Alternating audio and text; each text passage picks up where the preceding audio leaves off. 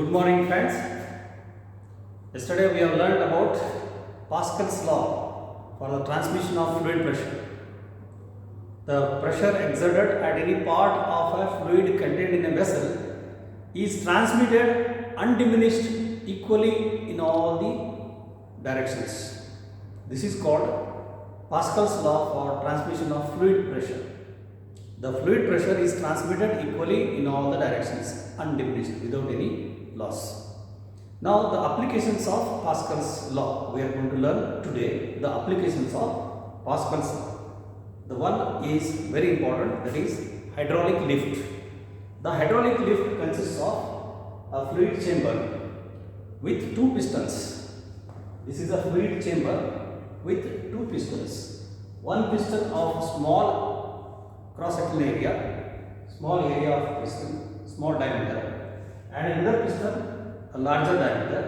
In between the space, in between these two pistons, the space is filled with a liquid. This liquid or fluid is used to transmit the pressure. Okay, how does it work? It's very simple, based on Pascal's law. So hydraulic lift works on the principle of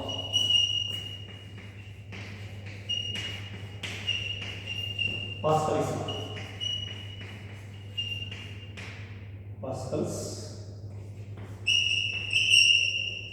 Pascal's law of transmission of fluid pressure.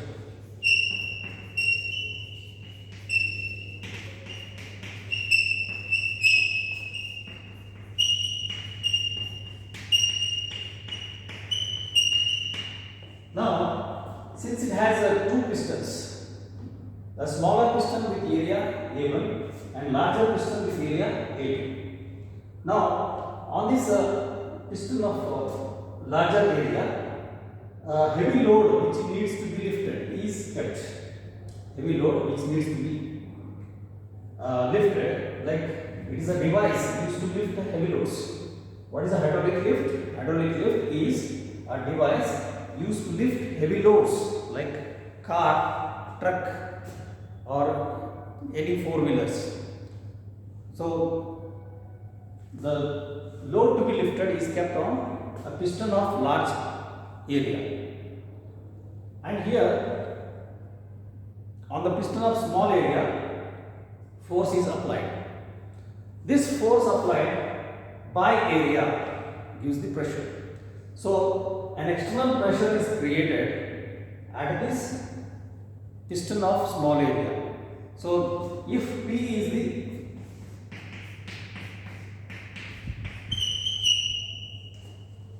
pressure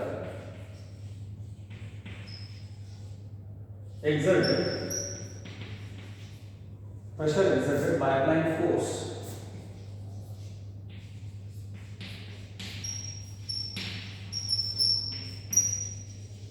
F1, then on piston of area A1, then pressure P, pressure exerted. Before applying pressure, the fluid is at rest, it is in equilibrium. So after applying pressure, what happens? Pressure exerted P is equal to F1 upon A1. F1 upon A1. This leads to transmission of pressure. The pressure is transmitted undiminished equally at all the directions. Here there is only one place where the pressure is observed.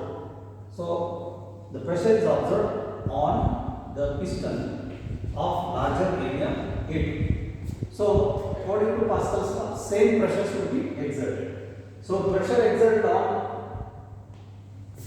piston P2, pressure exerted on piston P2 of area A2.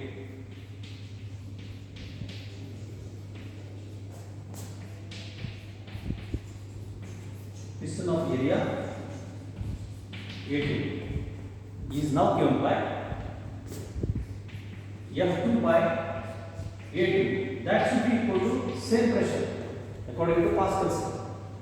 F2 upon A2. Now, according to Pascal's law,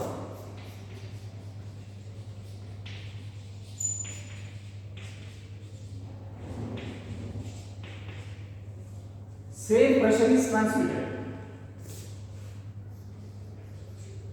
Pressure transmitted is same according to Pascal's law. F1 upon A1 must be equal to F2 upon A2. According to Pascal's law,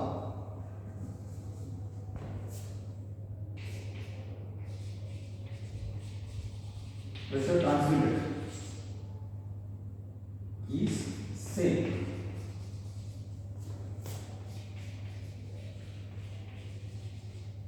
Pressure transmitted is same. So same pressure is transmitted. Therefore,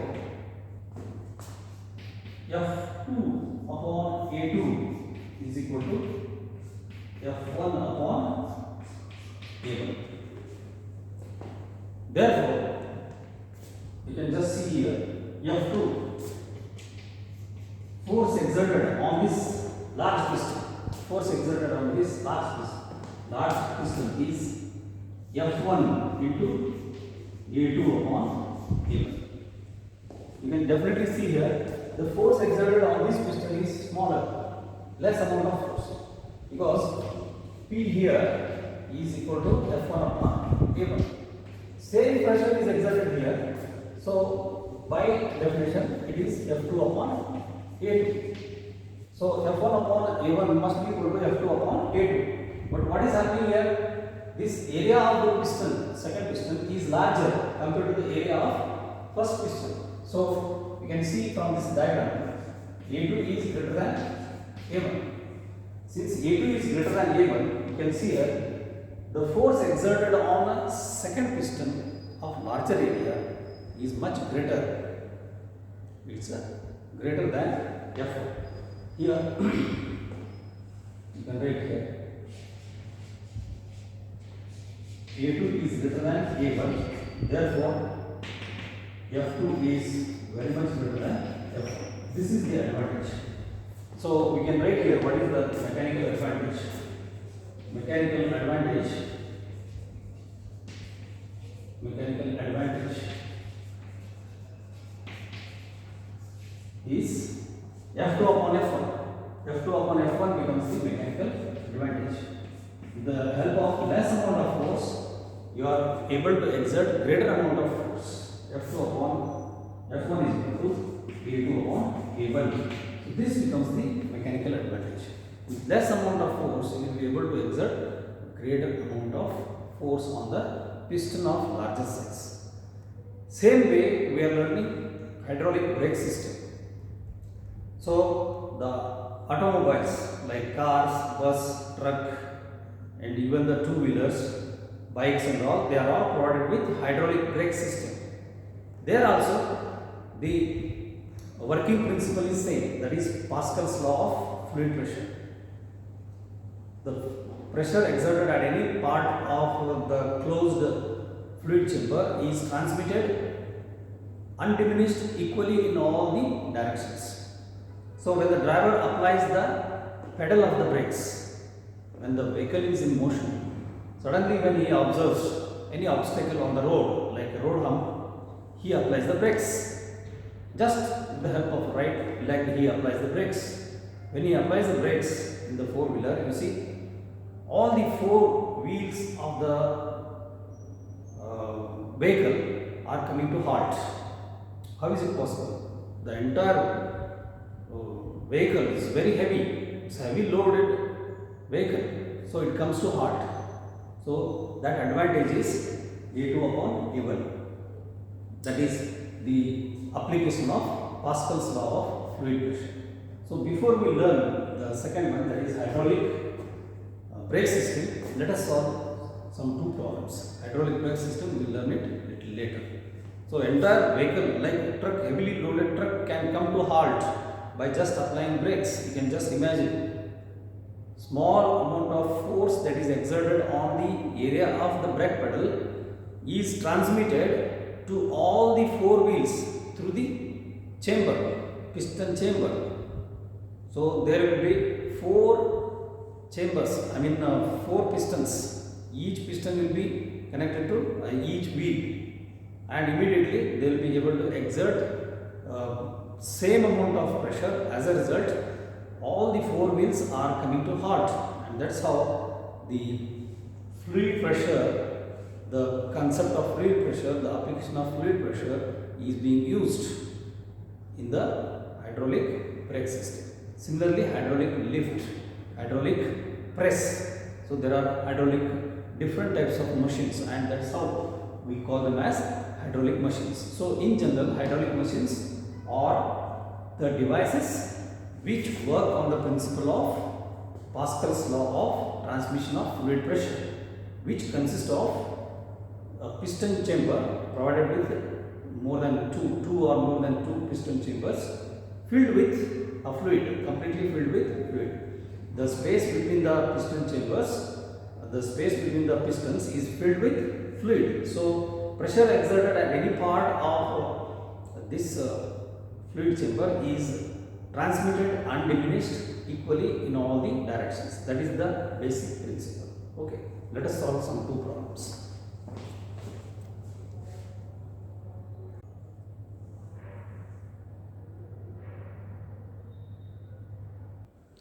Okay, let us look at this interesting problem.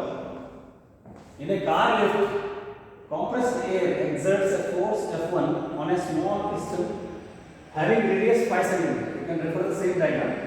This is a small piston having radius 5 cm. This pressure is transmitted to a second piston of radius 15 cm. This is the second piston of radius. It will be cylindrical, or you can say it will be circular piston. It is of radius 15 cm. Second one. If the mass of the car to be lifted is 1350 kg, 1350 kg, calculate F1. What is the force needs to be exerted to lift that car? What is the force needed to be applied to lift that car?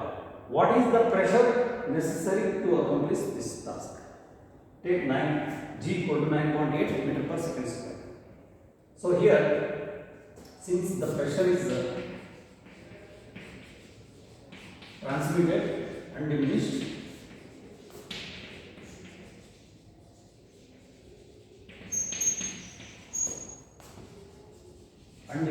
equally,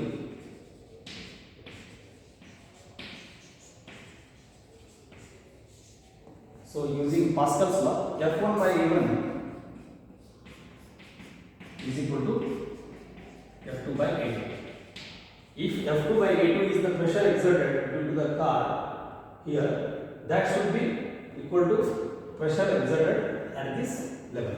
So if we apply a force of F1 on this piston of area A1, it will be able to lift the car of weight F2, which is 1350 into 10 or 1350 into 9.8, that much of Newton.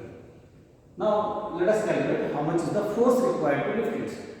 So this implies F1 is equal to F2 into A1 by A2. Just substitute what is F2. F2 is 1350, that is mass of the car, into acceleration due to gravity 9.8, multiplied by, these are circular cross-sectional area, pi r square.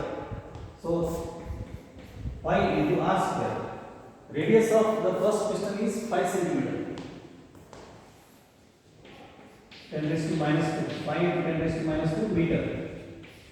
Whole square, pi r square, divided by area of the second piston, pi into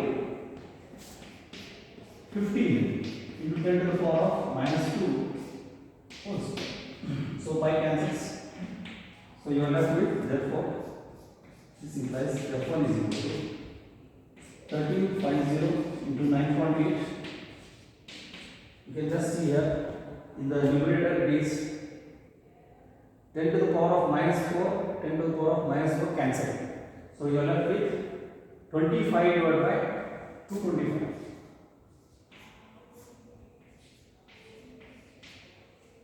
So 25 divided by 225 implies 25 ones are 25 nines are. So it becomes 1350 into 9.8 divided by 9. So if you work it out, F1 comes out to be 9 ones are 9. So we will get the result 1470 Newton. 1470 Newton. 1470 Newton. If you write in terms of acceleration due to gravity, 1470 divided by 9.8. 14709 divided by 9.8. If you just divide this 1350 divided by 9, you will get the required force. Required force of about, you can just check, divided by 9.8 and divided by 9. If you do, you will get 9 ones are 9. 9 ones are 9. 5 means 9 6 are 54. 3 means 9 6 are 54. 9 is a 9. 5. 9 6 are 54. 3 remains. Okay. So hardly 160 kg force. Hardly 160 kg force. Little bit more than 160 kg force is enough to lift this car. So it is about 1.5 into 10 raised to 3 Newton. So approximately it is taken 1.5 into 10 raised to 3 Newton. That is 1500 Newton. Approximately it is taken 1500 Newton. 1500 Newton means you can just imagine it is about just 160 kg weight. So if you just keep weight of 160 kg force, 160 kg force, that will be able to lift the weight of car 1350 kg force. That is the mechanical advantage of this hydraulic lift. I think you got the point, right? Now, what is the pressure required? Pressure required is calculated as F1 upon A1. You calculate either F1 upon A1 or F2 upon A2. That gives us pressure. So pressure is equal to force divided by area. So force divided by area, if you work it out, F1 upon A1, F1 upon A1, F1 is, let us take 1.5 into 10 raised to 3 Newton divided by A1. A1 is 5 into 25 into 10 to the power of minus 4. Square of this 25 into 10 to the power of minus 4. If you calculate this, the pressure required to lift the car is about 1.9 into 10 to the power of 5 pascals. 1.9 into 10 to the power of 5 pascals. It is almost equal to 2 times the atmospheric pressure. If you just take 10 to the power of 5 pascals as 1 atmospheric pressure approximately, then 1.9 means almost 2 times the atmospheric pressure is required to lift this car. So this is the principal advantage of the Pascal's law. Okay. Now let us solve one more problem.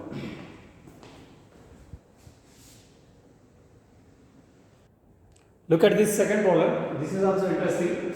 There are 2 syringes. These are the 2 syringes of different cross sections. One of diameter 1 centimeter, smaller piston. Another one of diameter 3 centimeter. These are the syringes without needles. Needles are not fixed. Okay. These are filled with water. These syringes filled with water are tightly connected. They are connected tightly, fitted rubber tube. They are connected with tightly fitted rubber tube. Connected tightly fitted with rubber tube filled with water. I think I have written filled with water 2 times. Okay. You can understand these two syringes are being connected with a rubber tube. Okay, and these syringes are filled with water and they are tightly fitted with rubber tube. This is the rubber tube.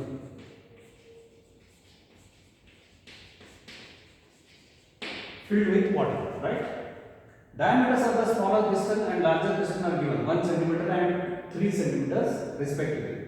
Find the force exerted on the larger piston when a force of 10 Newton is applied to the smaller piston. Suppose we apply a force of 10 Newton on the smaller syringe, piston of the smaller syringe. What is the force exerted on the piston of larger syringe? Piston of larger syringe. Again, we make use of Pascal's law. Since the pressure is transmitted undiminished throughout the fluid. Since the pressure is transmitted undiminished means equally throughout the fluid,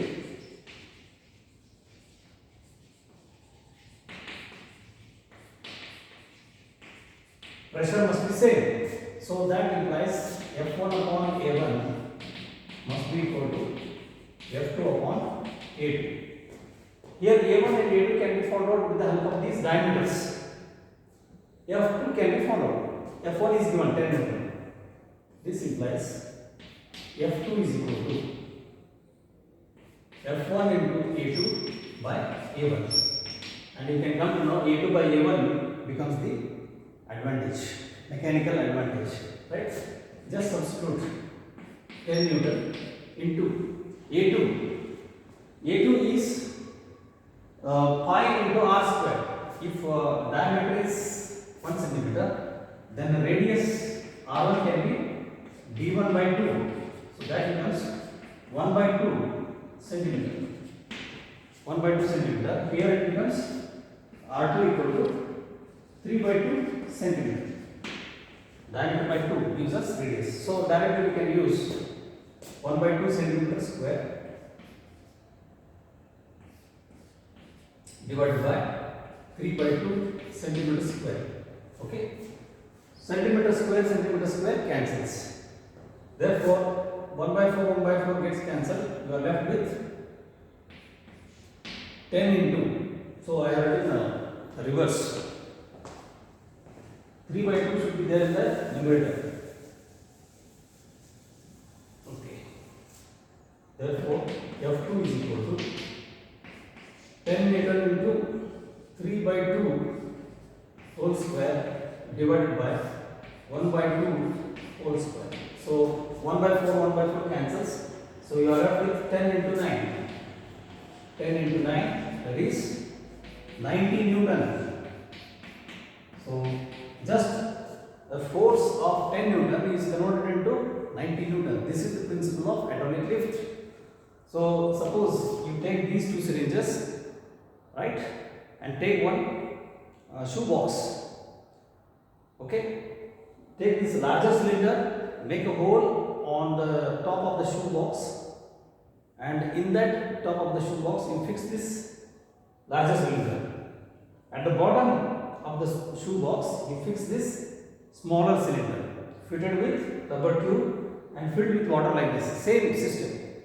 So one will be vertical like this and another one will be horizontal like this with a smaller one.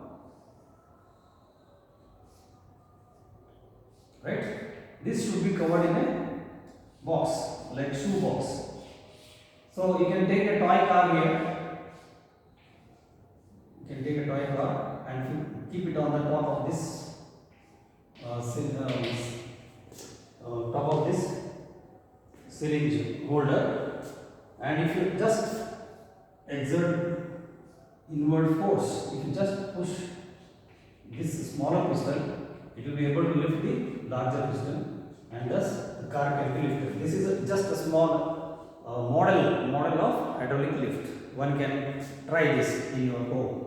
You have to take two syringes with one rubber tube. Okay, syringes should be removed with needles. Needles should not be there. Without needles.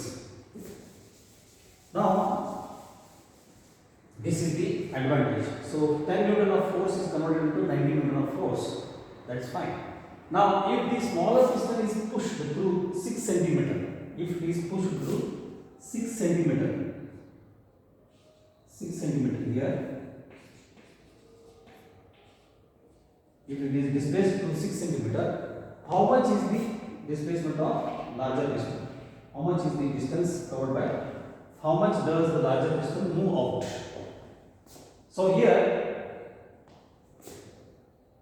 when we push this piston inwards, this is the length through which it is moved. We can take it as L1, and the length through which it is moved here, let us take it as L2. When we push, we are pushing actually the liquid. The volume of the liquid that is pushed in should be equal to volume of the liquid that is pushed out. Same volume of the liquid should be pushed out.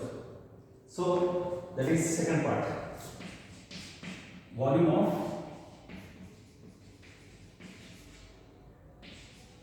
liquid, that is water, liquid pushed in through the first cylinder should be equal to volume of liquid pushed out through the second cylinder. Through the second syringe. This you can call as second, and this you can call first syringe. So how much volume of water is pushed in, same volume of water is pushed out. So I can write volume of water pushed in as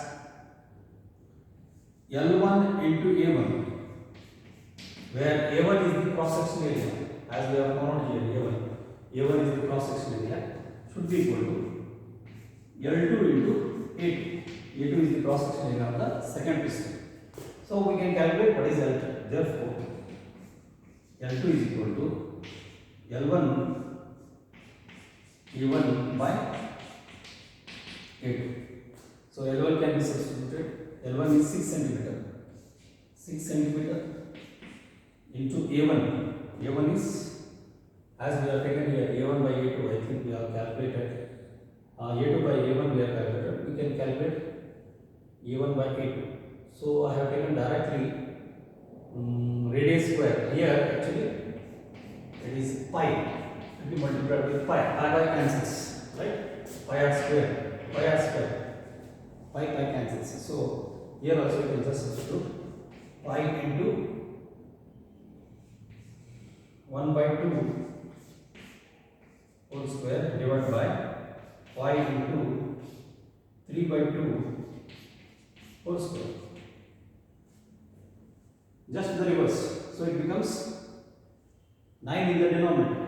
So 1 by 4 cancels, pi cancels. So 6 centimeter divided by 9. 6 by 9, that implies 3 2s are 3 3s are 2 by 3. 2/3 of a centimeter. That is, you can just write it as 0.66 or 0.67 centimeter. So the piston with larger diameter will be pushed through a smaller length. It will be pushed through hardly 0.67 centimeter. That is hardly 7 millimeters. 6.6 millimeter. Right. So this is how we will be able to solve the problems based on Pascal's law. Okay.